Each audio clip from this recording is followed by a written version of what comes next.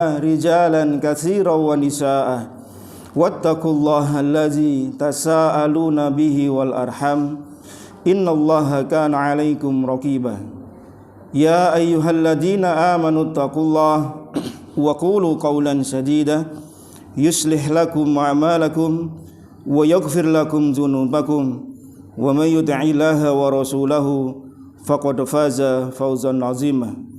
Amma ba'du. Alhamdulillah, segala puji dan syukur kita kehadirat Allah Tabaraka wa Ta'ala atas segala limpahan karunia, rahmat serta nikmat-nikmatnya kepada kita, utamanya nikmat iman dan nikmat Islam, nikmat kita beragama di atas tuntunan Nabi kita Muhammad sallallahu alaihi wasallam, serta nikmat di pagi hari yang sejuk ini Allah kumpulkan kita dalam keadaan sehat, dalam keadaan memiliki waktu luang, yang semoga Allah Subhanahu wa Ta'ala menjadikan nikmat-nikmat ini menjadi penghantar kita untuk semakin dekatnya pada Allah Subhanahu wa Ta'ala. Salam dan salawat untuk Nabi kita yang mulia Rasulullah sallallahu alaihi wasallam beserta keluarga beliau, para sahabat serta pengikut beliau yang dengan setia menjalankan sunnah-sunnah nabinya hingga yaumul qiyamah. Jamaah sekalian rahimani wa rahimakumullah, pada kajian kita di hari ini kita selipkan satu tema di antara pembahasan kitab Al-Kabair untuk sebagai suplemen kita, yaitu membahas tentang adab-adab seorang muslim dalam bermajelis. Tentu dalam kehidupan kita sehari-hari kita tidak akan lepas dari majelis. Entah kita duduk berbincang berkumpul dengan keluarga, dengan kerabat, dengan saudara-saudara, dengan teman-teman, itu semua adalah majelis. Entah kita bertukar pikiran, bertukar saran dan seterusnya. Terlebih lagi yaitu majelis ilmu yang di dalamnya mempelajari bagaimana kita belajar tentang bagaimana kita mengenal Allah Subhanahu wa Ta'ala. Tidak hanya mengenal tentang ilmu-ilmu dunia saja, tetapi ketika kita belajar di majelis ilmu terkhusus, maka akan banyak faedah yang bisa kita dapatkan. Jika dalam majelis-majelis yang setiap hari kita dapati, kita jumpai dan kita hadir di sana, ternyata terlepas dari banyak sunnah-sunnah Nabi SAW, maka tentu akan banyak penyesalan kita nanti di yaumul qiyamah. Karena kita tidak mungkin tidak bermajelis dalam satu harinya, tidak akan mungkin. Entah di rumah kita, entah di kantor kita, di tempat kerja atau dimanapun. Maka ketika seseorang itu mempraktekkan sunnah-sunnah Nabi SAW di dalam kehidupannya sehari-hari, terkhusus ketika dia hadir di majelis ilmu, maka insya Allah akan banyak keberkahan serta manfaat yang akan dia peroleh. Rasulullah SAW banyak memotivasi kita agar hadir di majelis-majelis ilmu. Sebagaimana datang sebuah hadis yang diriwayatkan oleh Imam Tirmizi di hadis nomor 3432 dengan sanad hasan. Beliau sallallahu alaihi wasallam bersabda, "Idza marartum biriyadil jannah farta'u." Apabila kalian melewati taman-taman surga, maka berhentilah, mampirlah. Qalu wa ma riyadul jannah ya Rasulullah. Apakah taman surga itu ya Rasulullah? Qala, kata Nabi sallallahu alaihi wasallam, khilaquz zikr, yaitu majelis-majelis zikir. Kata para alim ulama ketika menjelaskan majelis zikir di sini, yaitu majelis yang dipelajari di dalamnya tentang halal dan haram, mempelajari bagaimana mengikuti sunnah Nabi sallallahu alaihi wasallam, bagaimana mempelajari tentang muamalah, berinteraksi ketika berdagang dan seterusnya. Itu semua namanya khilaquz zikr, majelis zikir. Ya, yaitu majelis ilmu. Maka Rasulullah SAW memotivasi kita agar majelis ilmu itu kita jadikan sebagai sarana, wadah untuk mensucikan jiwa kita dari kerak-kerak dosa, dari kerak-kerak penyakit hati, agar kemudian Allah Subhanahu wa Ta'ala berkenan untuk memberikan syafaat pada kita, doa, ampunan dan berbagai macam kebaikan-kebaikan. Rasulullah SAW memberikan kepada kita keutamaan duduk di majelis ilmu. Dalam Sahih Muslim di hadis nomor 2699 Kata beliau sallallahu alaihi wasallam, "Wa majtama'a qaumun fi baitin min buyutillah yatsluna kitaballahi wa yatadarasunahu bainahum." Tidaklah suatu kaum berkumpul di rumah di antara rumah-rumah Allah Subhanahu wa taala, mereka mempelajari Al-Qur'an, belajar saling mengingatkan di antara mereka, kecuali dalam majelis itu Allah akan turunkan 4 keutamaan. Apa kata beliau? Illa nazalat alaihimus sakinah. Allah turunkan ketenangan. Wa ghasyiyatuhumur rahmah. Mereka diselimuti dengan rahmat Allah Subhanahu wa taala. Wa haffathumul malaikah. Malaikat mengelilingi mereka. Wa zakarahumullahu fimman indah.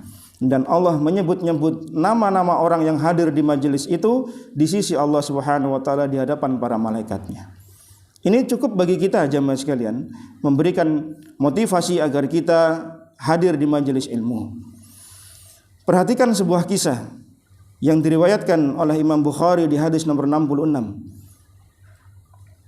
Dari sahabat Abu Waqid Al-Laisi, dia menceritakan bahwasanya Nabi SAW suatu ketika duduk di majelis ilmu di masjidnya Nabi SAW. Kemudian datang 3 orang. 2 orang darinya datang mendekat pada majelis Nabi SAW, sementara yang seorang pergi. 2 di antara yang hadir itu, yang satu mendekat pada Nabi SAW, yang satu duduk di belakang. Kemudian setelah mereka bertiga pergi, kemudian Nabi SAW menyampaikan kepada para sahabat, "Ala akhbirukum anin nafaris salasah?" Tahukah kalian, apakah kalian mau aku beritahukan tentang 3 orang tadi? Yang 3 tiba-tiba datang, kemudian yang satu pergi, yang 2 merapat ke majelis, yang satu duduk di dekat Nabi sallallahu alaihi wasallam mendekat, kemudian yang satu ada di belakang. Kata Nabi sallallahu alaihi wasallam, "Amma ahaduhum fa'awa ilallahi fa'awahullah." Adapun yang seorang yang dia mendekat pada Allah Subhanahu wa taala, maka Allah pun mendekat padanya. Wa ammal akhar fastahyallahu minhu. Adapun yang seorang yang duduk di belakang, dia malu untuk mengisi saf-saf yang depan, maka Allah pun malu padanya. Wa amal akhar, sementara yang ketiga, fa'aradallahu anha. Sedangkan yang ketiga berpaling dari Allah, maka Allah pun berpaling padanya. Perhatikan jemaah sekalian, bagaimana jika Allah Subhanahu wa taala berpaling pada diri kita?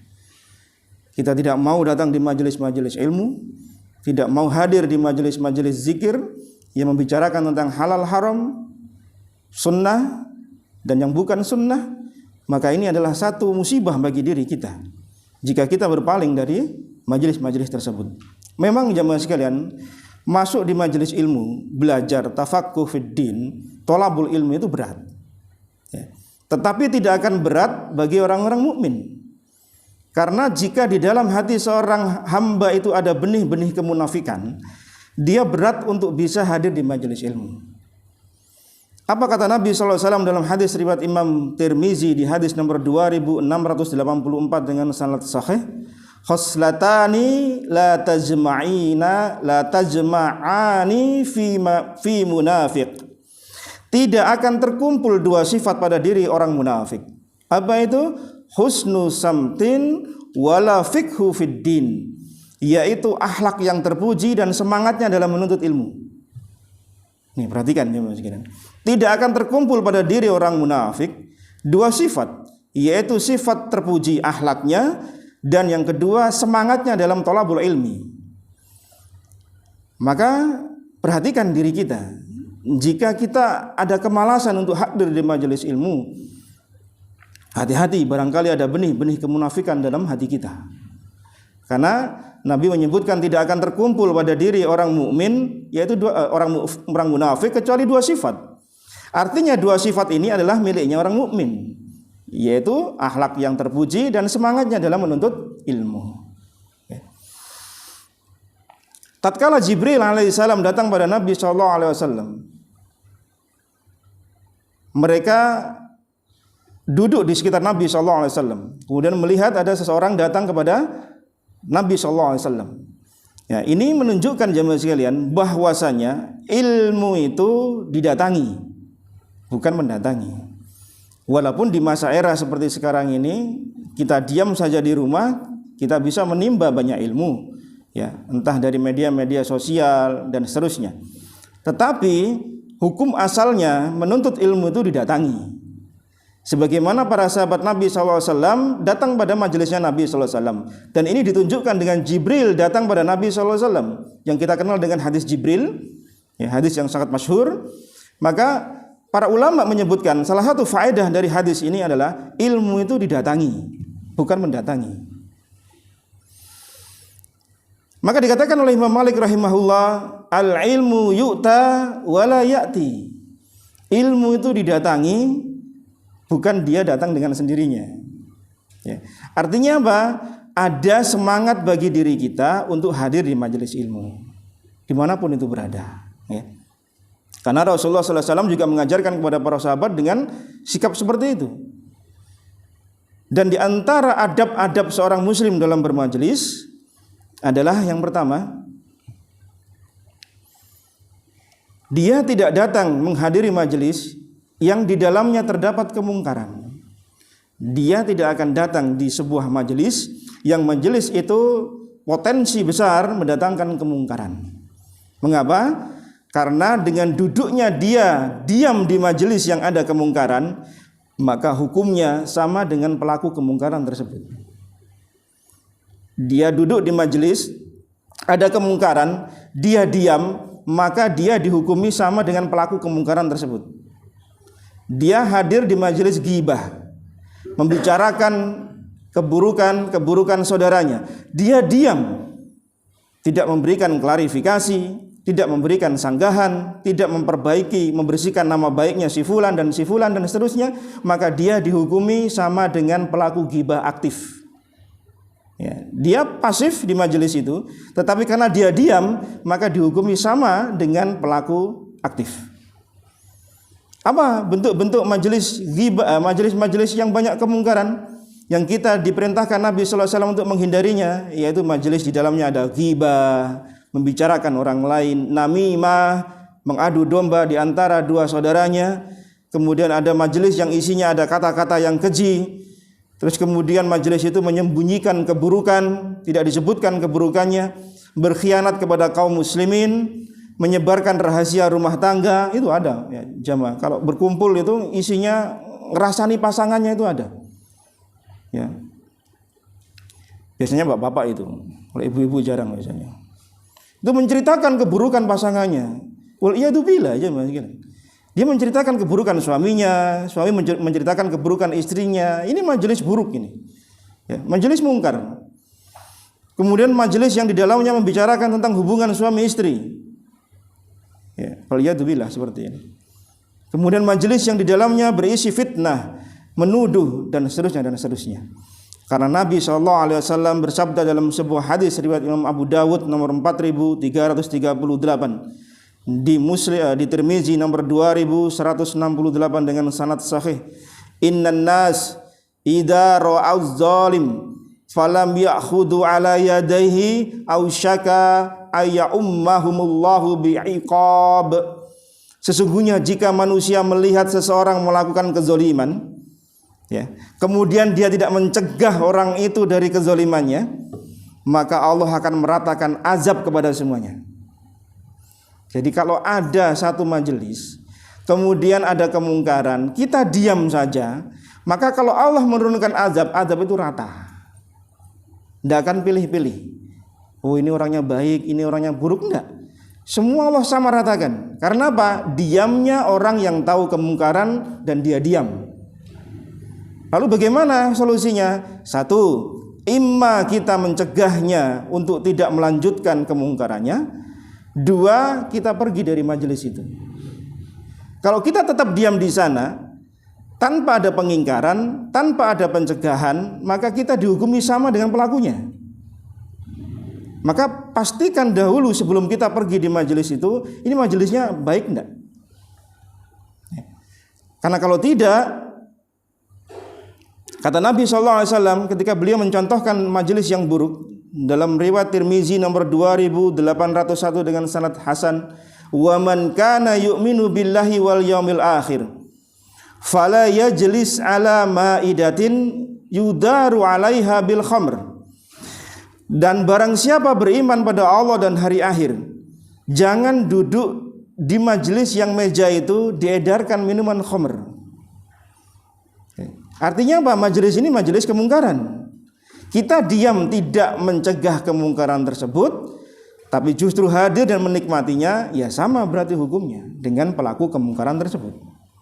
Ya, jadi yang pertama sebelum kita hadir di sebuah majelis, pastikan dahulu bahwasanya majelis itu bersih dari hal-hal yang kita sebutkan tadi atau yang semisal dengan itu. Karena tidak pantas seorang muslim hadir di majelis tersebut, jemaah sekalian. Ya. Majelis hiruk pikuk rame hingga kemudian menonton auratnya manusia yang lain walaupun sesama laki-laki, ini pun juga tidak dibenarkan. Walaupun mungkin ada di aulanya sebuah tempat yang mulia dari sisi agama kita. Ya. Rame-rame, hiruk pikuk, ya, euforia, teriak, kegembiraan. Ini kan tidak baik, jemaah sekalian. Ya. Maka perhatikan yang seperti ini. Ini yang pertama. Yang kedua, adab seorang muslim dalam bermajelis, ketika dia hadir di majelis, maka niatnya harus benar. Ya, niatnya harus benar. Hendaklah kepergian dan duduknya seorang muslim dalam majelis ilmu, maka karena Allah Subhanahu wa taala, tanpa riya, tanpa ingin dipuji, tanpa ingin mencari sanjungan manusia, tanpa ingin menjadi penghias di majelis tersebut, maka hindari niat-niat seperti ini. Karena untuk meluruskan niat ini susahnya setengah mati, jemaah sekalian. Sekelas Imam Sufyan Ats-Tsauri rahimahullah, seorang ahli hadis di masanya, beliau mengatakan, ma'alajtu syai'an asyaddu alayya min niyatin li'annaha tataqallabu alayya.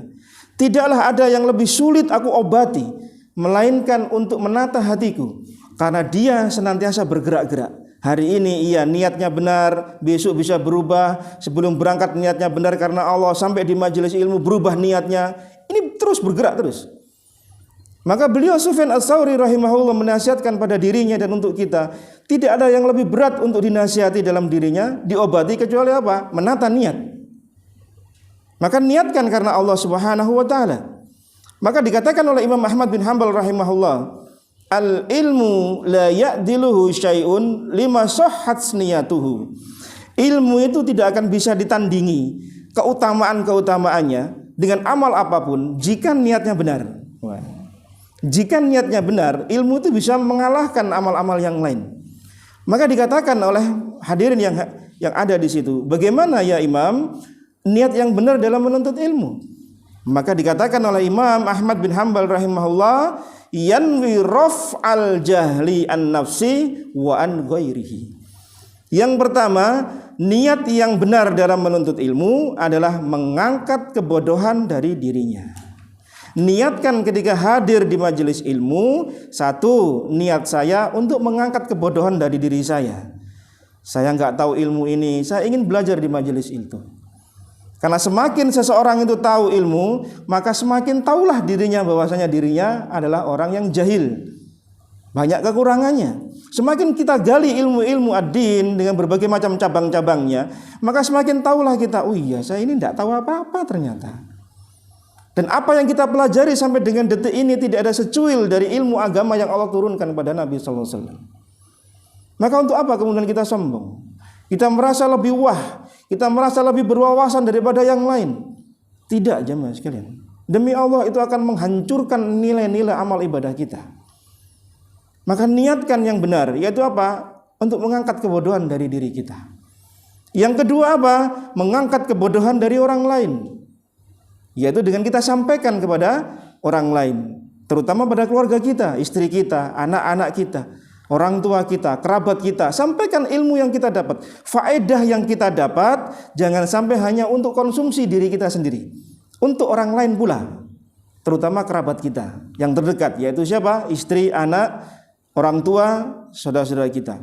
Itu sasaran kita untuk menyampaikan apa yang kita peroleh dari faedah-faedah ilmu yang senantiasa kita hadiri. Kemudian yang ketiga apa? Yang ketiga, menghidupkan ilmu dan menjaganya. Niatkan menuntut ilmu, hadir di majelis ilmu untuk menghidupkan ilmu, agar ilmu ini tidak punah, agar terus berkesambungan, estafet dari satu generasi ke generasi berikutnya. Niatkan untuk menjaga ilmu itu agar tidak punah, agar tidak hilang. Ya. Dan yang keempat, niatkan ujung dari ilmu itu apa? Diamalkan. Niatkan saya ketika tahu satu ilmu, satu faedah dari para asatidz, para ulama, para kiai kita, diamalkan. Karena buah dari ilmu amal, jemaah sekalian. Apa manfaatnya kita banyak wawasan, kita banyak ilmu, tapi nggak diamalkan, nggak ada manfaatnya. Maka buahnya apa? Diamalkan. Jadi 4, ya. 1, mengangkat kebodohan dari diri kita, mengangkat kebodohan dari orang lain, menghidupkan dan menjaga ilmu, serta mengamalkan ilmu. Itu niat yang benar, sebagaimana disampaikan oleh Syekh Utsaimin hafizahullahu taala. Nabi SAW dalam riwayat Ibnu Majah di hadis nomor 254 dengan sanad sahih, beliau mengatakan, la ta'allamul ilma litubahu bihil ulama wala litumaru bihis sufaha wala tahayyaru bihil majalis faman fa'ala dzalika fannar. Jangan kalian mempelajari ilmu itu untuk mendebat para ulama. Datang di majelis ilmu, dapat ilmu, datang di majelis yang lain, dia debat para ulama. Bukankah ini demikian saya dapatkan dari guru saya begini. Dibenturkan satu ustadz dengan ustadz yang lain, satu ulama perkataan dengan ulama yang lain. Ini tidak benar, jemaah sekalian. Ilmu itu untuk bukan diperdebatkan. Ilmu itu untuk diamalkan, bukan didebatkan. Enggak ada manfaatnya didebatkan, membuat hati jadi keras. Ujungnya enggak akan mengamalkan dia. Kenapa? Ya dia sibuk dalam debat, dalam jidal, apalagi debatnya debat kusir. Dan janganlah dia menuntut ilmu itu untuk meremehkan, merendahkan orang-orang yang sufaha. Sufaha itu yang kurang akal, orang bodoh, bahasa kita ini. Jadi minteri wong sing bodoh gitu loh ya. Ini enggak boleh. Debat orang yang pinter, minteri orang yang bodoh, itu enggak boleh. Ya, jadi bukan untuk gagah-gagahan cari ilmu itu. Dan yang ketiga, tidak bolehnya kata Nabi SAW, jangan engkau menuntut ilmu untuk apa? Untuk menghiasi majelis, menjadi terkenal di majelis itu. Oh itu loh si fulan itu loh, itu begini wah. Jangan. Ya, kita hadir di majelis itu bukan untuk jadi penghias, bukan untuk jadi sorotan orang, enggak. Apa kata Nabi SAW? Jika dia melakukan 3 hal ini bukan karena Allah, faman fa'ala dzalika, jika dia melakukan 3 hal tadi dalam menuntut ilmu, dia debat ulama, dia remehkan orang, dia cari perhatian di majelis, fannaru, neraka baginya. Allahu Akbar. Betapa besar ancaman bagi orang yang niatnya enggak lurus, jemaah sekalian. Allah ancam, Nabi ancam dengan fannar, neraka baginya. Ya. Itu yang kedua. Yang ketiga,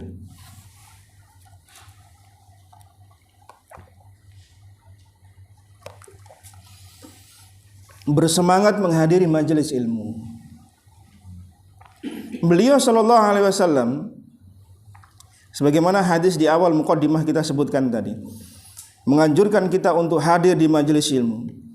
Ya, idza marartu bi riyadil jannah farta'u. Ya, jika kalian jumpai majelis taman-taman surga, maka mampirlah. Maka ini menjadi motivasi bagi kita. Tatkala Jibril alaihissalam datang pada Nabi sallallahu alaihi wasallam, kemudian beliau mengajarkan bagaimana orang itu datang di majelis ilmu dan bersegera untuk hadir.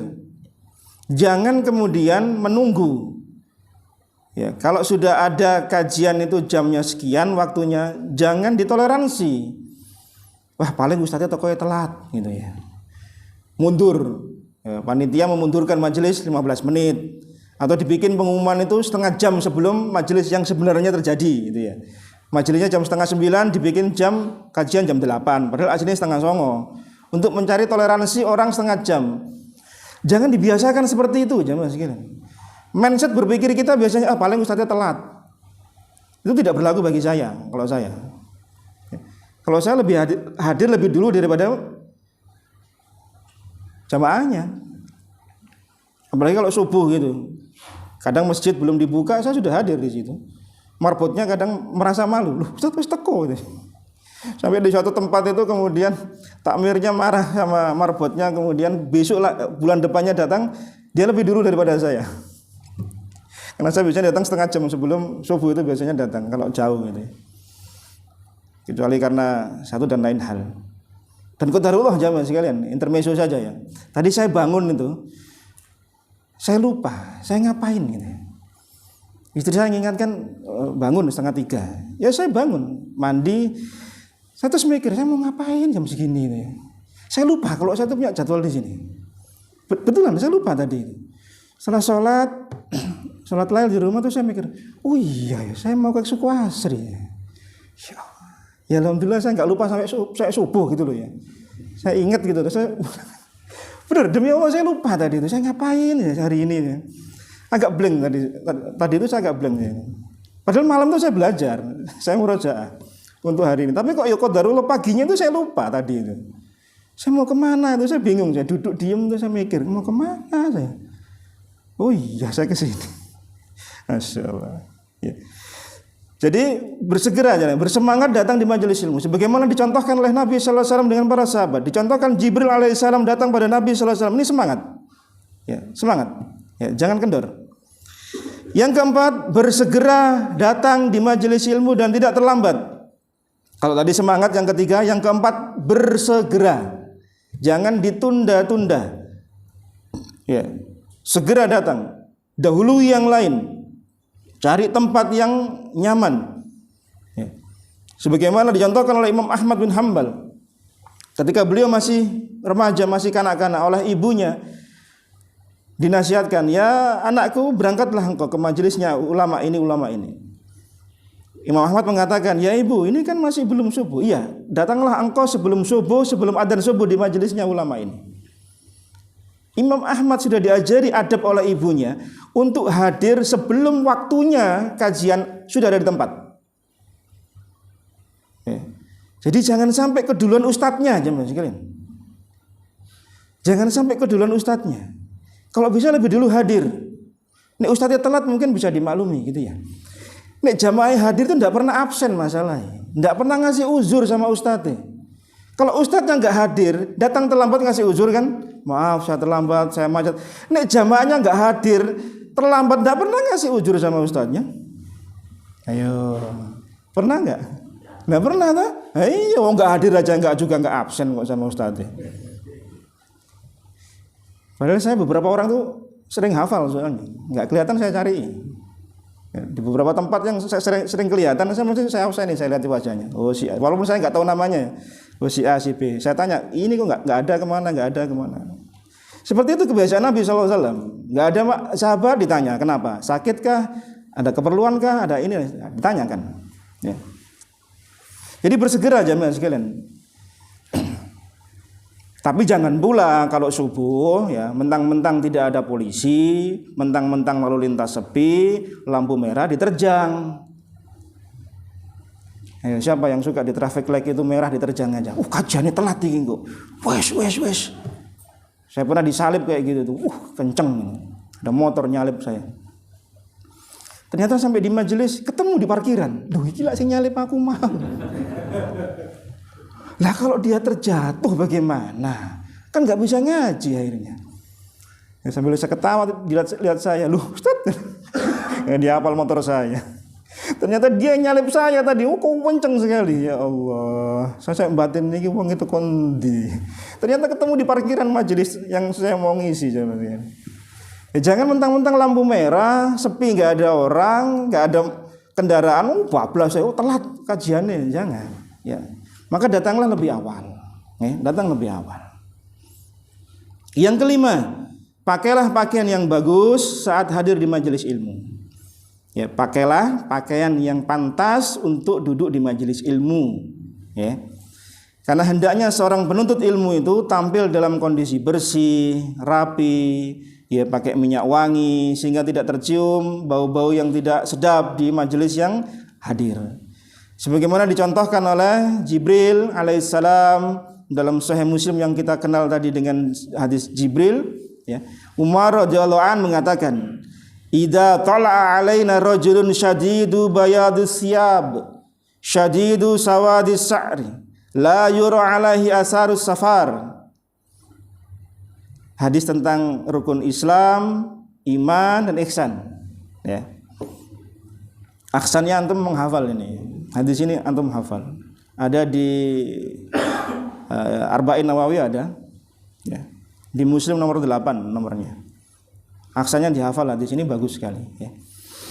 Apa kata Umar radhiyallahu an ketika mensifati Jibril datang pada Nabi sallallahu alaihi wasallam, muncul tiba-tiba seorang laki-laki yang rambutnya itu ya pakaiannya sangat putih. Rambutnya sangat hitam, rapi, tidak ada bekas safar, debu, baju lungset itu tidak ada. Sehingga kata para alim ulama ketika mengambil faedah dari hadis ini, apa? Seyogyanya penuntut ilmu itu tampil dalam kondisi yang bagus, yang prima ketika hadir di majelis ilmu. Pakaiannya yang rapi, disiapkan pakaian jemaah sekalian. Jangan asal-asalan. Ya. Jangan asal pakai baju ambil, enggak. Yang rapi. Sisir rapi, pakai minyak wangi. Itu Jibril mencontohkan pada kita. Datang pada Nabi sallallahu alaihi wasallam dengan kondisi apa? Rambutnya bersih. Sisiran, ya putih pakaiannya. Ya, tidak harus putih memang, tetapi apa? Pakaiannya bersih. Tidak harus mahal karena pakaian bersih tidak harus mahal. Ya, tidak harus bermerek, yang penting rapi, bagus ketika berpenampilan di majelis ilmu. Jangan asal-asalan. Kita mengapresiasi datang di majelis ilmu, ya nyun sewu misalnya pakai jersinya basket. Ada yang tahu jersinya basket? Ya. Ya apa yo pantas datang di majelis ilmu dengan jersinya basket, kan ya enggak pantas gitu ya. Ya. Ya kecuali kalau dia pakai jaketnya gitu ya. Kalau pakai jersinya di lapangan dia datang di majelis ilmu, ya barangkali karena ngejar, belum ganti pakaian, ustadznya datang, dia langsung datang ke majelis ilmu, ya enggak apa-apa sih. Tapi kok ya enggak pantas gitu ya. Ustadznya saja loh berpakaian yang rapi kok. Masuk yang mustamiknya enggak mau. Ya. Jangan jemaah sekalian, ya. Jibril mencontohkan pada kita bagaimana beradab dalam berpakaian. Terkhusus pakaian yang putih, maka mungkin jadi solusi untuk kita berpakaian. Apa kata beliau sallallahu alaihi wasallam dalam hadis riwayat Abu Dawud? Albasu min siyabikumul bayad fa innaha min khairi siyabikum. Pakailah oleh kalian pakaian yang putih, karena pakaian yang putih adalah sebaik-baik pakaian kalian. Dalam rentetan hadis tadi disebutkan sebaik-baik pakaian untuk kafan kalian adalah pakaian yang putih. Ya, tapi bukan berarti pakaian yang lain tidak boleh, bukan. Tetapi kata para ulama, faedahnya pakaian putih itu apa?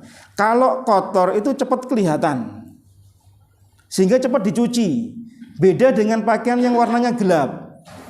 2 pekan kita pakai, kotorannya tidak kelihatan. Ya warnanya kan ngono. Coba kalau dikum, lah akeh kotorannya. Tapi kalau pakaian putih, kotor sedikit, orang kelihatan, sehingga cepat dibersihkan. Itu sehingga kemudian terlihat lebih putih, lebih bersih, lebih bercahaya. Ya. Tapi bukan berarti pakaian yang lain tidak boleh, bukan. Ya. Ini faedah saja. Maka seseorang yang ingin ya hadir di majelis ilmu dengan membawa pengaruh yang baik, maka seyogyanya dia memakai pakaian-pakaian yang bagus, beradab dalam majelis-majelis ilmu. Karena ketika seseorang itu melakukan hal tersebut, maka akan banyak faedah yang dia peroleh. Yang keenam, jangan bermajelis kecuali dengan orang-orang yang soleh. Kalau poin pertama tadi, pastikan majelisnya bukan majelis kemungkaran. Dan poin yang keenam ini, janganlah kita bermajelis secara khusus kecuali dengan orang-orang yang soleh. Artinya kita dimotivasi untuk bermajelis dengan orang-orang yang soleh. Ya, teman-teman berkumpul kita, karena akan banyak faedah yang kita peroleh. Kita tambah iman, ya, tambah persaudaraan. Adapun majelis-majelis yang selainnya, maka isinya apa? Membuang-buang waktu, ya, sekalian. Membuang-buang energi kita. Sementara waktu itu sangat berharga. Kita nimbrung, ngumpul sejam saja, tidak dengan orang-orang yang soleh. Pasti yang diobrolkan apa? Ya, dunia, syahwat, ya, hal-hal yang gak ada manfaatnya. Ini buang-buang waktu kita. 1 jam itu berharga bagi seorang penuntut ilmu. Bagi seorang muslim 1 jam itu berharga sekali. Jangankan 1 jam, 1 menit saja berharga. Maka jangan buang waktu kita untuk hal-hal yang enggak manfaat. Karena nanti akan ditanya oleh Allah Subhanahu wa taala. Umurmu kau habiskan untuk apa? Berarti umur itu terkait dengan waktu. Ya. Karena sesungguhnya manusia itu ada pada 3 keadaan. Satu, yaitu waktu yang telah lampau, yang kita tidak akan putar bisa kembali. Dahulu dablek, yang nggak bisa diputar kembali, mau diperbaiki, ya sekarang. Dahulu nggak sering nuntut ilmu, ya diperbaiki sekarang. Nggak bisa diputar kembali, kita nggak bisa kembali lagi ke masa yang lalu. Yang ketiga, masa yang akan datang, yang kita belum bisa tentu mencapainya. Besok saya berencana ini, belum tentu kita bisa melaksanakannya, belum tentu kita bisa berjumpa dengan waktu itu. Dan yang ketiga, waktu saat ini. Maka manfaatkan waktu yang ada untuk kebaikan-kebaikan. Jangan dibuang sia-sia. Ya. Rasulullah SAW memberikan permisalan kepada kita, masalul majlis saleh wasu', permisalan bermajelis dengan orang yang saleh dan orang yang buruk. Apa kata beliau? Kahamilil misk wa nafihil kir. Seperti bermajelis dengan penjual minyak wangi dan pandai besi. Penjual minyak wangi ada 3 kemungkinan. Apa kata Nabi sallallahu alaihi wasallam? Kita beli darinya minyak wangi, pasti kebaikan. Atau kalau tidak, kita diberinya. Atau yang ketiga pilihannya, kita tidak beli, tidak diberi, maka duduk saja bermajelis dengan penjual minyak wangi, pasti kena harum aroma wanginya. Itulah permisalan teman yang baik, yang senantiasa menularkan kebaikan-kebaikan pada diri kita, memotivasi kita, menjadikan kita lebih baik dari sebelumnya. Kenapa? Termotivasi dengan teman kita. Kalaulah tidak memberikan efek kebaikan karena dia tidak mencontohkan kebaikan, doa-doa mereka itu bisa terimbas pada diri kita. Teman yang soleh pasti akan bertanya, oh kemana si fulan? Oh sakit, syafakallah, syafahullah, terus diberikan doa-doa. Beda dengan orang-orang yang tidak soleh, koncone teko gak teko ya padha wae. Bahkan gak ingat pula iki koncone ono apa enggak gitu. Tapi kalau orang-orang soleh ingat jemaah sekalian, teman-teman baiknya siapa? Enggak hadir didoakan, sakit dan seterusnya. Minimal doa itu mengiringi kita setiap kali kita berteman. Dan permisalan dengan orang yang buruk majelisnya apa? Sebagaimana pandai besi. Imma kita terciprat apinya sehingga kemudian terbakar api bahan baju kita, imma tercium aroma busuk dari tungkunya, asapnya. Apa kata para alim ulama? Berteman dengan orang yang buruk akhlaknya nggak ada manfaatnya sama sekali. Justru kalau kita melakukan kebaikan boleh jadi kita dibully, boleh jadi kita dijatuhkan mental kita. Oh ngapain kamu? Kalau kita melakukan keburukan justru didukung. Nah ini teman nggak baik. Ya. Mau datang ke majelis ilmu jam sekian, mas gak usah main volley ya lu. Jadwalnya bulu tangkis sih gimana salah ya. Wis nyewa gore. Membere terusan soalnya. Man gak digawe. Lu waktunya ngaji, gue gak usah. Nah, ini teman gak baik ya mas. Ya, teman gak baik seperti ini. Karena apa kata Nabi sallallahu alaihi wasallam? Orang itu mencocoki teman dekatnya. Kalau kita ingin tahu si A itu profilnya seperti apa, maka lihat temannya si A siapa saja. Teman majelisnya dia siapa saja. Karena ar-rajulu ala dini khalilihi. Seseorang itu cocok dengan sebelahnya, dengan kerabatnya, dengan sahabat dekat majelisnya.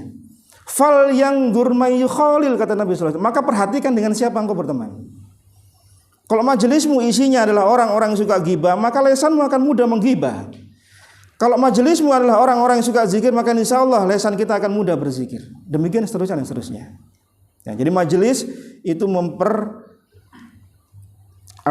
memberikan dampak kepada kita. Dan Nabi SAW memberikan perhatian besar tentang orang-orang yang kita beri makan bahkan. Ya. Apa kata beliau dalam hadis riwayat Abu Dawud nomor 4832 dan yang lainnya dengan sanad hasan, la tusahib illa mu'minan. Jangan kalian berteman kecuali dengan orang mukmin. Wala yakul ta'amaka illa taqiyun. Dan jangan makan makananmu kecuali orang bertakwa. Ya. Ini motivasi kita agar apa? Majelis kita, teman kita, orang yang ada di lingkungan kita adalah orang-orang yang baik. Ya. Sekedar cerita, Saya dulu pernah ada seorang teman SMP gitu ya, sudah lama sekian belas tahun tidak berjumpa. Suatu ketika datang ke rumah, dia dinas di Polres di Ambon. Ya.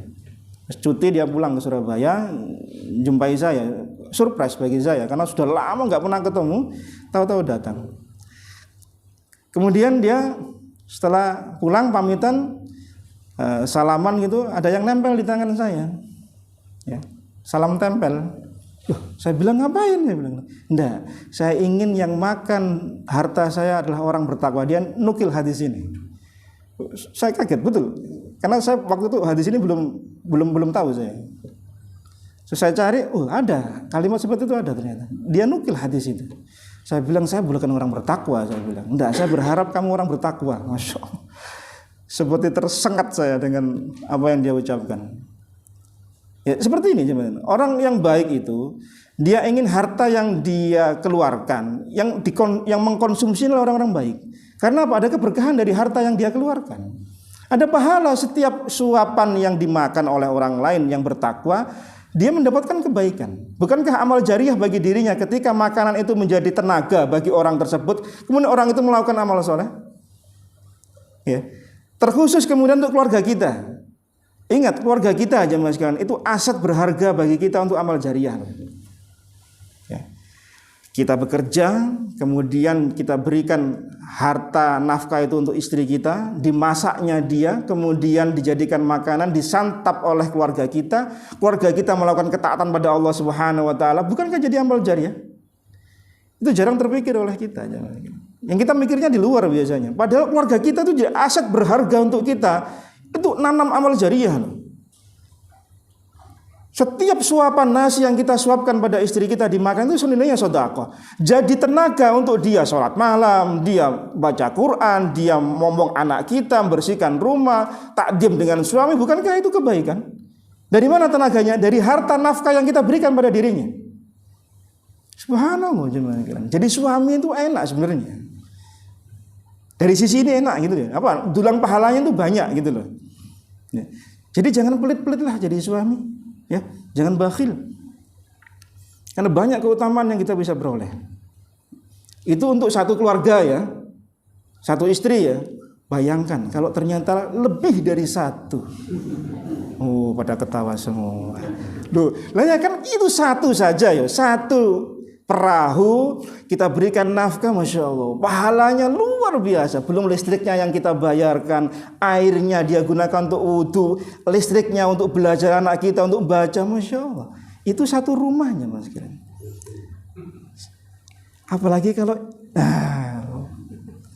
saya motivasi antum semua untuk bayar listrik maksudnya, ya. Nah. Yang ketujuh, hindari duduk-duduk di pinggir jalan. Ya, ini majelis tidak bagus ini ya. Jangan duduk-duduk di pinggir jalan. Karena biasanya orang duduk-duduk di pinggir jalan itu potensi untuk berbuat maksiat itu lebih besar.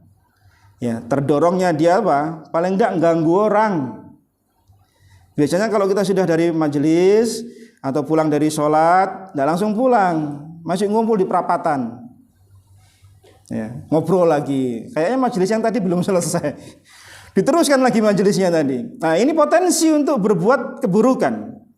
Maka kata Nabi SAW, iyyakum wal julus ala turuqat, hindari oleh kalian duduk-duduk di pinggir jalan. Ini Nabi memperingatkan para sahabat ini ya. Hadis ini ada dalam Sahih Bukhari dan Muslim. Faqalu, sahabat agak keberatan. Malana buddun innama hiya majalisuna tatahaddasu fiha. Ya Rasulullah, ini kebiasaan kami ya Rasulullah. Sulit bagi kami untuk menghindar. Duduk di pinggir-pinggir jalan, ngobrol lagi. Itu kan bermajelis ya. Kita ketemu ngobrol itu namanya bermajelis ya. Ini majelis yang umum ya. Maka kata Nabi sallallahu alaihi wasallam, fa idza abaitum, jika kalian itu nggak bisa mengabaikan, artinya nggak bisa meninggalkan majelis di pinggir jalan tadi, maka berilah haqqaha, haknya jalan. Nah, ini harus kita perhatikan. Kalau kita nggak bisa menghindar dari bermajelis di pinggir jalan, maka penuhi hak-haknya jalan. Apa saja itu? Kata Nabi sallallahu alaihi wasallam, mereka bertanya, "Wa ma haqqul thariq?" Apa haknya jalan ya Rasulullah? Qala, kata Nabi sallallahu alaihi wasallam, yang pertama, ghaddul basar. Tundukkan pandangan. Ini haknya jalan ya Mas jalan. Tundukkan pandangan. Jangan ngobrol di pinggir jalan, ngeliatin orang yang lewat lalu lalang di pinggirnya. Wih, iku mau ibu sopo? Gang piro, blok piro iku mau. Kok harum wangi ini? Wah, jadi gibah. Jadi masalah nanti. Ya, tundukkan pandangan. Maka Nabi mengatakan apa tadi? Hindari duduk di pinggir jalan, potensinya besar nanti seperti itu. Tapi kalau kalian tidak bisa meninggalkannya, maka penuhi hak jalan. Apa? Tundukkan pandangan.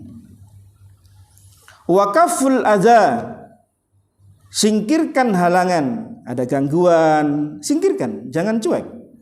Kalau memang harus ngobrol bermajelis di pinggir jalan, di pinggir gang misalnya atau apa sajalah, maka ada halangan, jangan cuek. Ada ranting jatuh, ada ini ya sehingga mengganggu pengguna jalan yang lain, ambil, ya, hilangkan dari jalannya. Raddus salam, yang ketiga menjawab salam. Ya, pasti akan melewati orang kan orang. Kita akan masih dilewati orang. Dia salam pada kita, ya jawab salam. Jangan asyik ngobrol, orang salam gak direken. Ya. Yang keempat, wa amru bil ma'ruf, yaitu amar ma'ruf. Yang kelima, wa nahyun anil munkar, mencegah kemungkaran. Kira-kira enak enggak ini bermajelis di pinggir jalan model kayak gini ini? Enggak nyaman ya Mas kalian. Model majelis di pinggir jalan dengan menerapkan 5 haknya jalan ini kayak enggak nyaman kita. Maka sebaiknya dihindari saja. Tapi kalaupun harus ngobrol di pinggir jalan, maka penuhi 5 hak jalan tadi. Amar ma'ruf, nahi mungkar, jawab salam, qadul basar, hilangkan gangguan dan halangan. Maka silahkan ngobrol di pinggir jalan. Kalau tidak, lewati saja. Ya, masuk ke rumah, masuk ke tempat, duduk bermajelis. Ya. Karena jalan itu sesungguhnya bukan hanya milik kita, ya Mas. Jalan itu milik umum. Ya. Maka jangan sampai kemudian orang lain terganggu dengan sebab kita nutup jalan, dengan sebab kita membuat halangan di jalan. Ini enggak bagus. Ya. Tapi kalau ada jalan yang lain maka tidak mengapa. Kalau di musim-musim apa itu kondangan ya, itu banyak biasanya tertutup jalan itu jalannya ini. Kalau ada jalan yang lain sih tidak masalah. Yang kedelapan, mengucapkan salam kepada orang yang berada di majelis ketika dia masuk dan ketika dia beranjak dari majelis. Ini adab. Mengucapkan salam ketika masuk, ya, dari datang itu masuk, assalamualaikum. Datang, salam. Nanti keluar dari majelis, salam pula. Ya, pamitan, misalnya ada uzur, dia pamit, itu assalamualaikum. Dia keluar. Jadi enggak kayak datang enggak diundang, pulang enggak diantar. Ya, jangan seperti itu. Seolah-olah majelis ini cuma gawe hiasan gitu ya. Datang pergi seperti enggak ada apa-apa gitu. Keluar juga enggak izin. Ya, keluar enggak ngasih isyarat kalau dia mau keluar, enggak ngasih salam, ini enggak adab. Adab jamaah sekalian. Kata Nabi SAW dalam riwayat Abu Dawud nomor 5208 dan Tirmizi nomor 2706 dengan sanad hasan, idan taha ahadukum ilal majlis fal yusallim. Apabila salah seorang di antara kalian sampai di majelis, maka hendaklah dia salam. Faida arada ayyakuma fal yusallim. Jika dia hendak bangun meninggalkan majelis, maka salam pula. Jadi masuk itu memberikan salam, keluar memberikan salam. Falaisatil ula bi ahaqqi minal akhirah. Yang pertama itu tidaklah lebih baik daripada yang terakhir. Jadi masuk memberi salam itu tidak lebih baik daripada ketika dia keluar memberi salam. Apa maksudnya? Dia masuk memberikan salam agar memberikan keselamatan, kesejahteraan, kenyamanan dalam majelis. Ketika dia keluar dari majelis, dia mengucapkan salam pula sebagai bentuk doa untuk hadirin yang dia tinggalkan. Jadi ketika dia masuk, dia memberikan ketenangan, dia selamat dari keburukan, dia keluar pun juga demikian gitu loh. Jadi yang pertama tidak lebih baik daripada yang ketika dia keluar. Maka sunnahnya apa? Masuk itu salam, keluar pamit juga salam. Ya, jangan nggak pamitan ya. Kita harus punya adab yang seperti ini, termasuk adab yang mulia.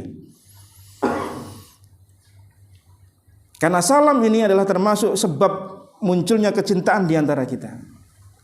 Sebab tumbuhnya kasih sayang di antara kita kan salam. Kata Nabi SAW dalam riwayat Muslim nomor 54, "Atadkhulul jannata, maukah kalian masuk surga?" Atadkhulul jannata hatta tu'minu, kalian tidak akan masuk surga sampai kalian beriman. Wala tu'minu hatta tahabu, tidaklah kalian beriman sampai kalian saling mencinta. Jadi kecintaan itu menumbuhkan rasa iman di antara kita. Sementara iman itu sebab masuk surganya seseorang. Awala adullukum ala syai'in idza fa'altumu tahabbtum, maukah kalian aku beritahukan agar kalian saling mencinta? Apa kata Nabi sallallahu alaihi wasallam? Afsus salam bainakum, sebarkan salam di antara kalian. Muncul kecintaan, muncul rasa belas kasih dengan saudaranya. Dan di antara tanda-tanda dekatnya hari kiamat adalah seseorang memberikan salam hanya kepada orang yang dia kenal. Padahal di hadis Nabi SAW disebutkan, hendaklah kalian memberikan salam baik kepada orang yang kalian kenal maupun tidak kalian kenal. Terindikasi dia orang muslim, pakai songkok, pakai sarung, nggak kenal saya, ya saya kasih salam. Jangan hanya kasih salam pada orang yang ada di majelisnya saja, yang ada di satu kumpulan ngajinya saja. Enggak aja mas kita. Dimanapun kita berada, afsus salam bainakum, sebarkan salam agar tumbuh kecintaan di antara kita. Karena satu muslim dengan muslim yang lain adalah ibarat satu tubuh, yang dia tidak akan bisa utuh kecuali tubuh ini saling melengkapi. Sebagaimana bangunan, sebagaimana tubuh dan seterusnya. Ini permisalan yang Nabi SAW sebutkan tentang seorang muslim. Ya. Jangan kemudian ngasih salam kepada orang yang dia kenal saja. Ini termasuk tanda-tanda hari kiamat dekat itu, orang ngasih salam yang dikenal tok gitu loh. Padahal sebelah lagi wong Islam bodoh. Nah, ini enggak bagus, ya. Jadi berikan salam baik kita masuk maupun kita keluar. Yang kesembilan, hendaknya seorang penuntut ilmu itu mengambil posisi yang dekat dengan gurunya. Ya. Dekat dengan gurunya itu termasuk posisi yang disunnahkan, diajarkan oleh Nabi SAW. Apa dalilnya? Hadis Jibril tadi. Dalam apa yang diriwayatkan oleh Ibnu Umar, jalasa ila Nabi SAW, Jibril dekat duduk dengan Nabi SAW. Fa asnada rukbataihi ila rukbataihi, kemudian dia tempelkan lututnya di lutut Nabi SAW. Jibril itu datang jemaah sekalian, ya, kemudian nempelkan lututnya Jibril dengan lutut Nabi SAW. Sebagian riwayat menyebutkan duduknya sebagaimana duduk di antara dua sujud, ditempelkan lututnya, sehingga apa? Dekat kan majelisnya, dekat. Karena posisi itu menentukan prestasi. Ya. Kalau di majelis di zaman dahulu, zaman sekalian, sebagaimana majelisnya Imam Ahmad bin Hanbal, itu kalau beliau ngasih kajian, itu di tanah lapang. Jadi Baghdad itu tanah lapang. Yang hadir 5.000 orang. Mereka hadir itu 1 hari sebelum kajian. Kalau kajiannya hari Sabtu ini, mereka datang Jumat kemarin. Terus ngapling tempat. Sampai dikatakan dalam beberapa kisah, mereka ya makan di situ, ya kencing di situ, ya bikin tenda kecil gitu ya.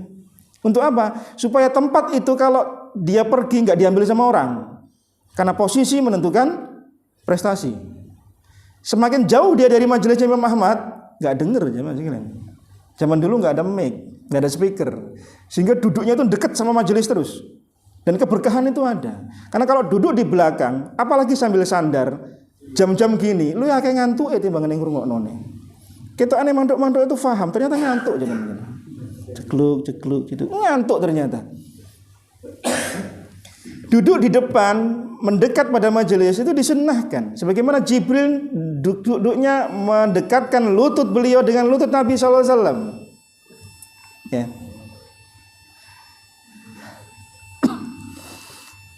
Karena yang seperti ini akan lebih memudahkan kita menangkap faedah-faedah. Kalau kita duduk di belakang jauh ya, itu biasanya terhalang dengan yang di depannya. Terus karena tidak merasa dilihat oleh ustadznya, ya dia bisa semau gue gitu. Ustadznya gak ndelok aja loh.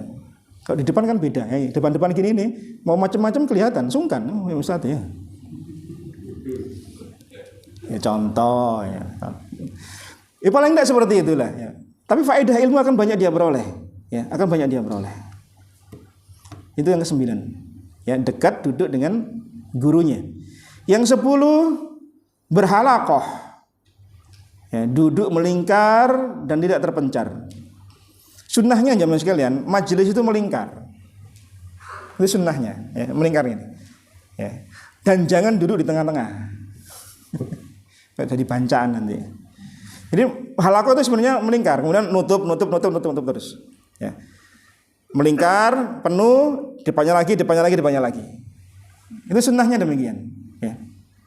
Karena yang majelis seperti ini dicontohkan oleh Nabi sallallahu alaihi wasallam sebagaimana hadis di awal yang kita bahas tadi tentang 3 orang yang datang di majelisnya Nabi sallallahu alaihi wasallam, itu bentuknya halaqah. Yang meriwayatkan hadis tadi itu Abu Waqid Al-Lais, beliau mengatakan para sahabat berhalaqah, melingkar. Ya. Jadi sunnahnya itu melingkar. Ya, ini disunnahkan. Yang ke-11, duduklah di tempat yang kosong. Alhamdulillah sini banyak yang kosong, jangan. Bisa milih tempat, bisa request tempat. Kalau di kajian-kajian yang lain yang full, cari tempat susah. Maka cari tempat yang kosong. Karena tidak boleh ya duduk di tempat yang di sana ada orang kemudian dia singkirkan, itu tidak boleh. Cari celah saja. Sebagaimana kisah 3 orang tadi. Yang pertama yang duduk mendekat Nabi, dia cari celah menduduk. Nah, kalau kita dapati satu majelis itu penuh, maka cari celah untuk kita duduk di sana. Ya, duduk di sana. Nabi SAW bersabda dalam hadis riwayat Imam At-Tabrani dan Al-Baihaqi dengan sanad sahih, "Idan taha ahadukum ilal majlis, fa in wusi'a lahu falyajlis." Apabila salah seorang dari kalian datang di majelis dan diberikan tempat kosong, maka duduklah di situ. Jadi tempat kosong cari duduk di situ. Jangan duduki tempat yang sudah ada orangnya atau cirinya ada orang yang duduk di situ. Contohnya apa? Misalnya ada tasnya, ada topinya, kopiahnya, ada bukunya. Oh berarti ini punyanya orang ini majelis ini. Jangan ditempati. Ya, karena itu berarti punya orang itu. Cari yang kosong. Ya. Wa ila falyanzur ila ausa'i makanin yarahu falyajlis fih. Adapun jika tidak, maka carilah dia tempat yang longgar sehingga kemudian dia duduk di situ. Jadi kalau dia datang, dikasih tempat duduk, Pak sini Pak, silakan duduk di situ. Tapi kalau enggak ada, maka cari celah. Cari longgar mana? Nah, di antara 2 duduk itu masih ada tempat longgar, duduk di situ. Andai ini majelisnya penuh ya. Tapi kalau seperti ini kan majelisnya bisa kita duduk di mana saja. Tapi andai majelis itu penuh, cari yang longgar, cari celah. Ya. Ini disunnahkan oleh Nabi sallallahu alaihi wasallam. Dan dia jangan pergi meninggalkan majelis tadi. Penuh majelisnya, pergi, ya, itu keliru. Minimal dia duduk di belakang. Kalau dia pergi, ya dia berpaling dari Allah Subhanahu wa taala. Allah pun berpaling daripada dirinya. Sebagaimana kisah 3 orang tadi, ya. Itu yang ke-11. Yang ke-12, melapangkan dan meluaskan majelis. Kalau ada saudaranya baru datang, maka lapangkan. Ya, kasih tempat. Oh sini Pak, sini Pak. Itu melapangkan namanya. Kasih supaya orang itu bisa duduk di majelis kita, sama-sama bareng dengan kita. Jangan kita bersikukuh dengan kaki kita, nggak mau digeser. Ya, sudah nyaman di tempat duduknya, ya, kemudian dia nggak mau digeser, ini salah. Ya, pindah, ya, kasih kelonggaran gitu loh maksudnya. Allah Subhanahu wa taala berfirman dalam surah Mujadilah ayat yang ke-11.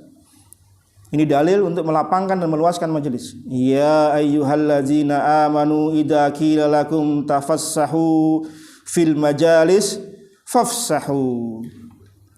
Ya orang-orang yang beriman, apabila dikatakan di majelis kalian berlapanglah, berilah kelapangan, maka apa? Lapangkanlah. Ayat ini turun asbabun nuzulnya. Ada beberapa sahabat yang terlambat datang di majelis Nabi SAW. Majelisnya penuh. Kemudian para sahabat yang sudah hadir di situ itu bersikukuh dengan posisi yang nggak mau ngasih kelonggaran pada sahabatnya yang baru datang. Itulah. Sehingga yang baru datang kebingungan mau duduk, bingung mau di mana duduknya. Kemudian turunlah ayat ini. Kalau dikatakan kepada kalian lapangkan dalam majelis kalian, maka lapangkanlah. Apa balasannya? Yafsahillahu lakum. Allah akan melapangkan urusanmu.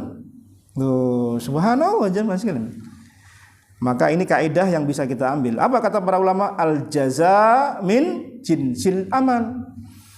Balasan itu sepadan dengan amal yang kita kerjakan. Apa yang kita kerjakan amalnya? Melapangkan duduk untuk orang lain. Allah akan lapangkan hidup kita. Allah akan lapangkan urusan kita fid dunya wal akhirah. Subhanallah. Hanya untuk urusan melapangkan duduk loh jemaah sekalian. Ya. Kalau seperti ini kita nggak bisa kena ayat ini, soalnya lapang sekali gitu ya. Iso gulung-gulung sana kemari ini ya. Ya. Di hadis yang lain dalam hadis Muslim Nabi mengatakan walakin tafassahu wa tawassau. Luaskan, lapangkan. Apa sih hikmahnya? Ya supaya orang yang baru datang dapat tempat duduk. Ya, biar sama-sama mendengarkan majelis, biar sama-sama mendapatkan faedah. Karena kata Nabi SAW dalam hadis riwayat Abu Dawud nomor 4820, khairul majalis ausa'uha. Sebaik-baik majelis adalah yang lapang majelisnya, nggak untel-untelan. Ya. Kalau majelis nobar kira-kira gimana? Untel-untelan apa enggak ini? Cool gitu ya. Salah nyaci maki wasitnya, ditekel nyaci maki lawan kita. Isinya nyaci maki ya mas sekalian. Allahu Akbar. Nah, jadi diantara adab bermajelis adalah lapangkan majelis itu agar kita saling mendapatkan faedah dari majelis tadi. Yang ke-13, tidak memisahkan antara dua orang yang duduk berdampingan kecuali atas izinnya. Tidak memisahkan dua orang yang duduk berdampingan kecuali atas izinnya.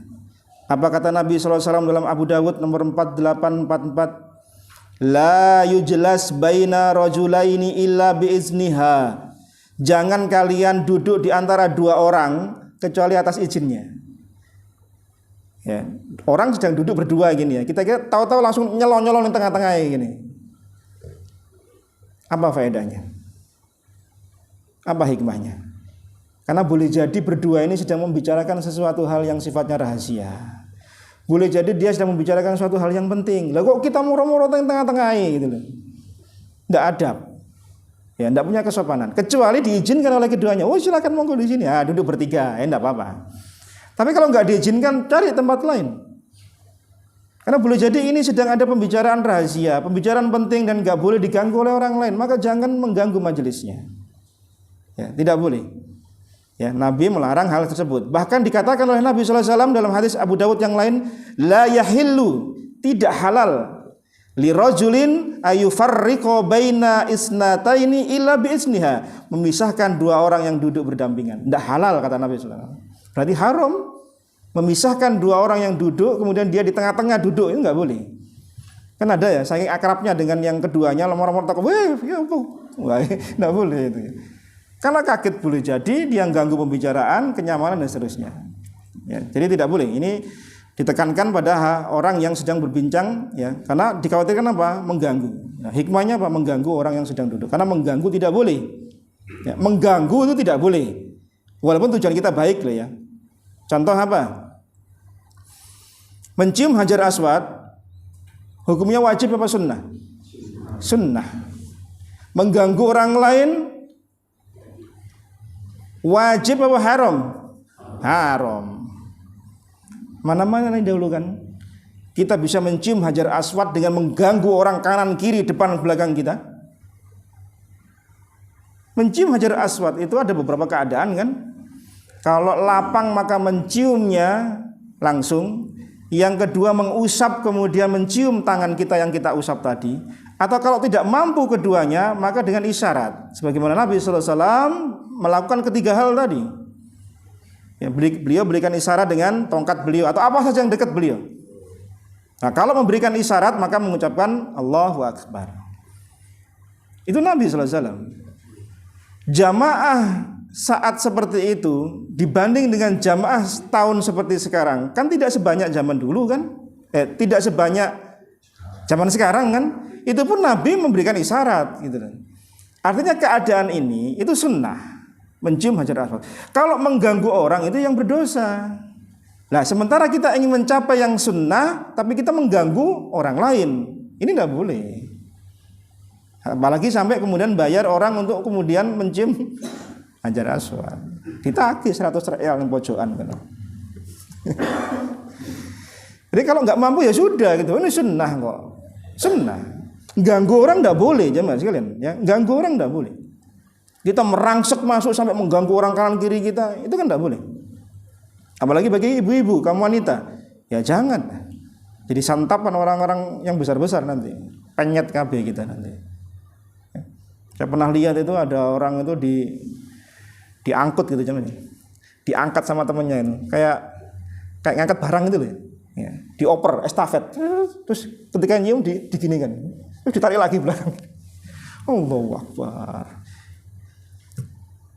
Ya, sekedar tambahan saja. Ya. Yang ke-14, tidak mengusir orang dari tempat duduknya kemudian dia duduk di situ. Ya. Ngusir orang kemudian karena dia itu kebiasaan duduk di situ, lupa ini lah tempat duduk saya ini. Sampai minggir dulu. Nah, itu tidak boleh. Kalau orang sudah duduk di sana, maka tidak boleh diusir dari tempat duduknya dia. Kemudian kita duduk di situ, tidak boleh. Ya. Apa kata Nabi SAW dalam hadis riwayat Muslim? La yukimur rajulur rajula min maq'adihi summa yajlisu fihi walakin tafassahu wa tawassa'u. Jangan kalian mengusir orang dari tempat duduknya kemudian dia duduk di situ, tapi hendaklah dia melapangkan dan meluaskan majelis. Jadi enggak boleh jemaah sekalian. Kita duduk di tempat orang yang kita suka itu duduk di situ. Duduk itu strategis soalnya sambil sanden. Ternyata diduduki sama orang. Pak, sampean minggir dulu, Pak. Ini biasa duduk di sini saya. Itu enggak boleh. Karena dia lebih dulu ada di tempat itu. Ya. Maka tidak boleh kemudian ada orang yang mengusir orang itu dari tempat duduknya. Ada sebuah kaidah yang disebutkan oleh para ulama terkait bab ini.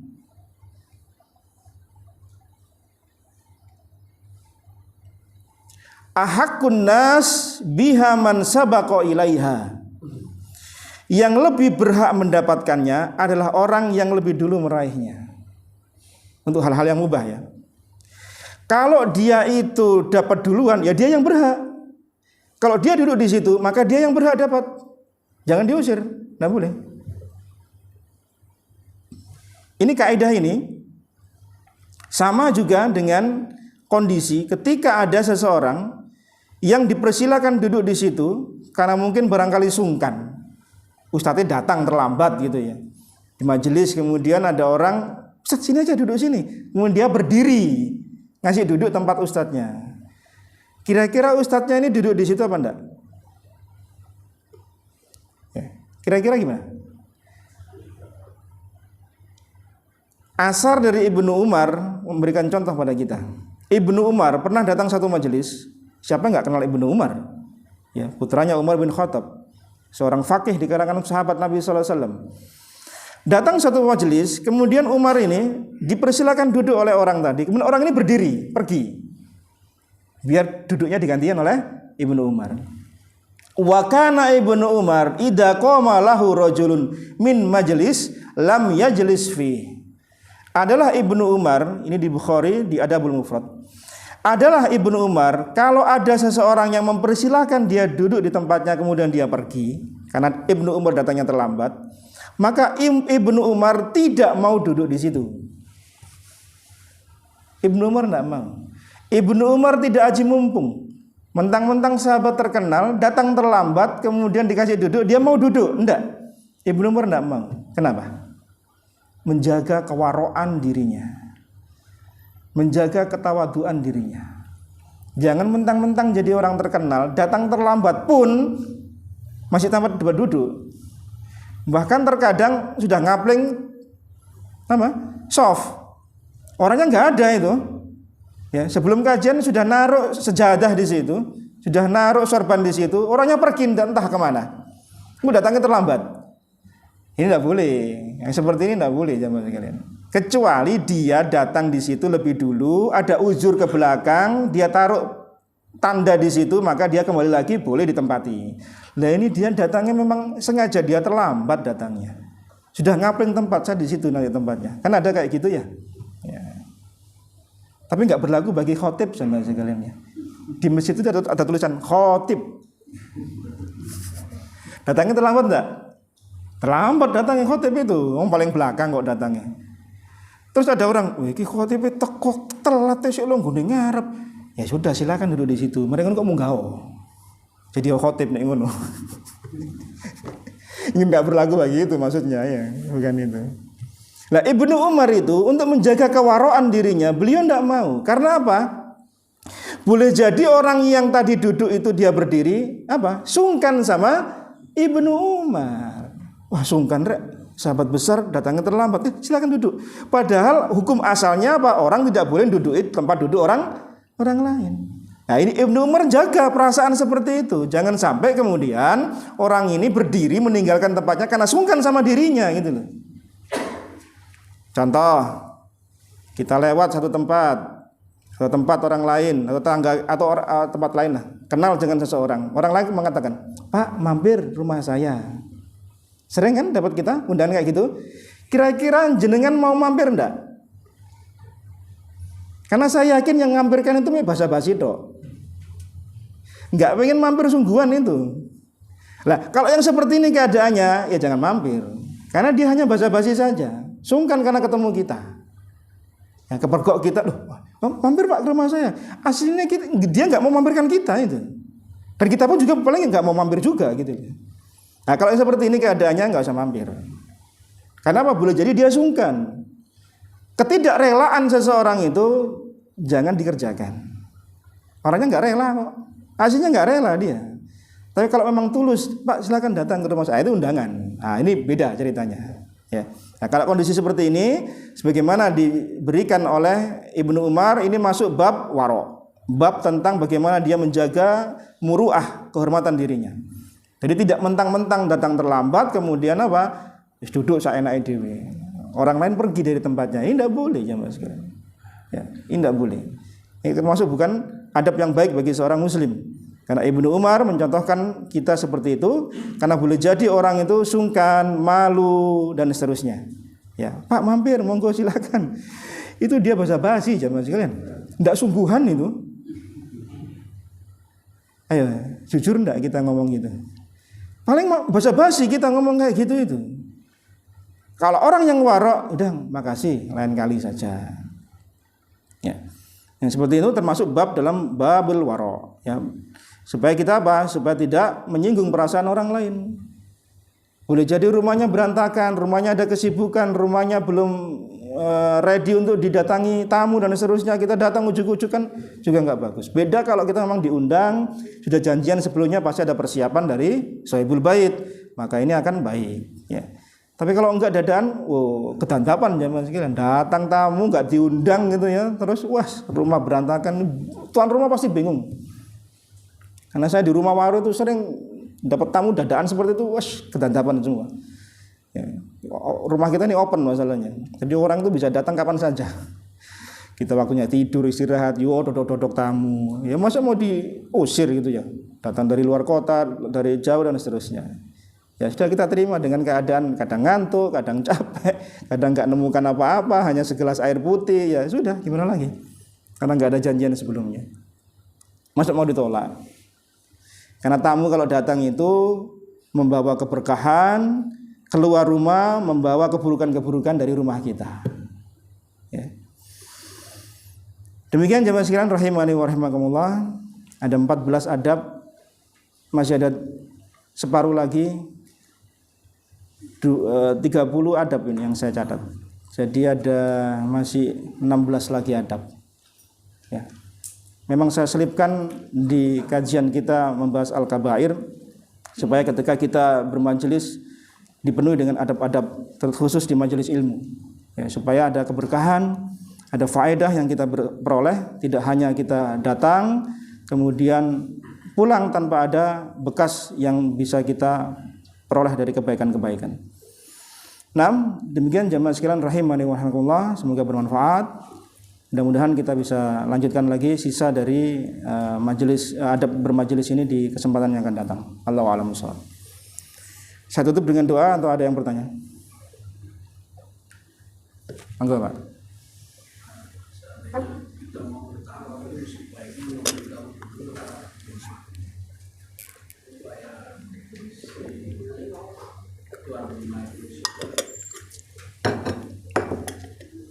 Nah. Ahsannya kita ngasih info dulu kepada sahibul bait. Pak, saya mau bertamu hari ini jam sekian. Gitu. Karena satu, boleh jadi tuan rumah tidak ada di rumah. Kita jauh-jauh datang ke sana, nggak ketemu. Boleh jadi yang di rumah ada kesibukan, ada kerepotan ini dan itu. Maka cari waktu senggangnya, Pak. Janjian dahulu. Ya, itu sebaiknya demikian. Jadi jangan dadaan datangnya. Surprise, wah surprise temenan itu. Asli surprise itu, kaget uangnya. Loh, nggak siap apa-apa aja mas. Pernah nggak kita bertamu ke rumah orang, kondisinya rumah acak-acakan, penghuninya pun juga ala kadarnya pakaiannya, pernah nggak? Itu nggak boleh. Bukankah kalau bertamu itu notok kalau datang ke rumah orang salam ya 3 kali, kemudian jangan menghadap ke pintu. Ini sunnah adab. Jangan menghadap ke pintu, jangan ngintip. Wonge ono buka. Oh, ono wong TV-nya nyala ya. Kok gak dijawab-jawab? TV-nya nyala, ono wong. Lah ini ngintip berarti ini. Enggak boleh, enggak boleh. Ya. Apa yang dilakukan Nabi sallallahu alaihi wasallam itu beliau ngajarkan untuk kita minggir di pinggir pintu. Apa faedahnya? Kalau pintu ini dibuka, blak kita enggak langsung lihat seisi rumahnya gitu loh. Maka dikatakan kalau kita masuk ke rumah jadilah orang yang buta, jadilah orang yang tuli. Pura-pura nggak usah, kan ada orang yang bertamu, yang sewu ya, bertamu itu, Pak ya kita ini hari ini matanya ini jelalati semua isi rumah, ya di mapping semua rumah itu, cekrek ini, itu ndak adab jamaah sekalian, ndak adab, betul ndak adab. Karena boleh jadi tuan rumahnya itu tidak ridho, sungkan, tidak enak rumahnya dijelalati kayak gitu itu. Ya, kalau rumahnya bagus tidak masalah, gitu ya. Kalau pas rumahnya mungkin nggak bagus kondisinya, malulah jangan sekalian. Maka kalau kita datangnya dadaan kan repot gitu loh kondisinya. Maka sebaiknya kita kalau bertamu ya janjian dulu Pak. Ya, sampaikan pada tuan rumahnya saya mau datang jam sekian. Enaknya jam berapa Pak? Bisanya jam berapa? Itu jangan dadaan. Betul, saya ini ngalami sendiri dan sering sekali. Ya, teman-teman kita datang, kita kondisinya sedang tidak siap untuk menerima tamu gitu misalnya. Ada kerepotan di rumah dan seterusnya. Kan jadinya tidak maksimal menjamu tamu gitu loh. Karena menjamu tamu termasuk adab pula. Ya, tamu itu dihormati sampai 3 hari kalau dia menginap. Kalau 3 hari dia menginap, maka tuan rumah wajib untuk menghormati tamunya selama 3 hari. Selepas 3 hari, maka pilihan ada pada tuan rumahnya. Maka kalau kita menginap di rumah orang, kerabat dan seterusnya, kok pas hari keempat, sarapannya ikut tempe sama kecap, ya fahamlah. Ya, fahamlah. Karena waktu menjamunya sudah lewat. Ya, pamitan lah gitu ya. Jangan lama-lama. Membebani rumah tuan rumah juga, membebani. Ya. Jadi sebaiknya kalau saran kita sebagaimana disarankan oleh para ulama juga, yaitu memberi pemberitahuan Pak, ya, janjian dan seterusnya, itu akan lebih bagus. Banyak faedahnya, betul banyak faedahnya. Ya, panjenengan bisa merasakan sendiri bagaimana kalau datang tamu nggak diundang itu, tahu-tahu datang berjumul gitu ya, wah pasti kaget kita. Sebaiknya menyampaikan pesan tamu. Wallahu a'lam bishawab. Ada lagi? Nggak ada? Cukup? Ya. Kalau hukum mencium tangan ahli ilmu itu gimana? Mencium tangan? Saling. Oh, saling. Nah, kalau itu guru kita yang kita berkhidmat padanya, bermulazamah padanya, sebagian ulama menyebutkannya boleh. Tapi sebagian ulama menyebutkannya itu termasuk bisa menjadi jalan menjadi hulu, berlebihan.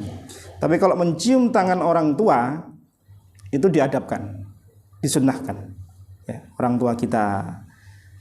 Maka sebagian para asatidz kita, para ulama kita itu untuk menjaga sikap warok mereka, untuk tidak masuk pada gulu tadi itu, kadang mereka tidak mau dicium tangan, nggak mau dicium tangan, mereka tarik tangan mereka. Ya, tapi bukan berarti mereka tidak mau dihormati, tidak. Gitu. Dan kita pun juga tidak kemudian tidak menghormati mereka gitu loh, dengan cara tidak mencium tangan tadi. Menjabat tangannya pun sudah cukup bagi kita, insya Allah Ta'ala. Ya. Allahu a'lam tentang hukumnya mencium tangan tadi, tapi saya pernah baca itu ada khilaf di kalangan ulama. Sebagian mereka mensunnahkannya sebagai adab, sebagian lagi karena khawatir pada sikap untuk menyanjung guru dan seterusnya, maka dihindari yang seperti itu. Karena hati kita kan tidak tahu, jamaah, hati guru kita pun juga nggak tahu ya. Nanti pas yang nggak boleh itu gini loh, ketemu gitu, ayo ini, nah ini kan ada ya, ini baris, ini apa ngelung-ngelung no tangan, kalau ini minta, ini berharap-harap kalau gini ini ya. Itu beda kalau seperti itu. Tapi kalau memang si guru sudah menjaga diri, toh juga masih kecolongan, kecium tangan, ya itu mudah-mudahan mudah-mudahan tidak termasuk hulu, ya, mudah-mudahan tidak termasuk hulu. Tapi takzim kita pada guru kita, pada para asatidz kita, pada kiai kita, pada ulama kita tidak harus dengan mencium tangan, tidak harus. Nanti ada bab nomor beberapa nanti tentang bagaimana kita ada pada guru kita. Nanti ada dia di sana. Ya, jadi ada nanti. Insyaallah taala, ya. Allahu a'lam bishawab. Cukup? Ya, barakallahu fikum, jazakumullah khair atas perhatian antum semua. Mohon maaf jika ada yang kurang. Kita akhiri dengan doa kafaratul majelis. Subhanakallahumma bihamdika asyhadu an la ilaha illa anta astaghfiruka wa atubu ilaik. Wassallallahu ala nabiyyina Muhammadin walhamdulillahirabbil alamin. Assalamualaikum warahmatullahi wabarakatuh.